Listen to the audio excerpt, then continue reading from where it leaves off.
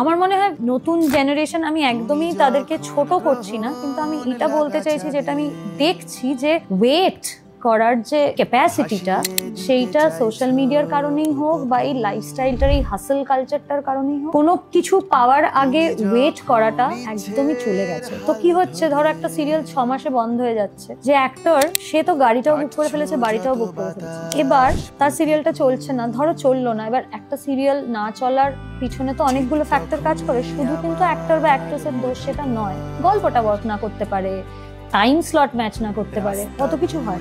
সেই ক্ষেত্রে কিন্তু কি একটা নোশন তৈরি হয় যে না, ওর আগে সিরিয়ালটা তো চলেনি, তাহলে ওকে এবার নেব না। এই যেটা হলো, এই যে ওর পরপর দুটো কাজও আর পেলো না, বাড়ির ইএমআইটা তো দিতে হবে, গাড়ির ইএমআইটা তো দিতে হবে। So I think before stepping up in your lifestyle, it is better to see whether you can sustain it or not. Because উঠে যাওয়াটা খুব ইজি, কিন্তু লাইফস্টাইলটাকে নামানোটা না তখন খুব ডিফিকাল্ট হয়ে যায় after a point of time.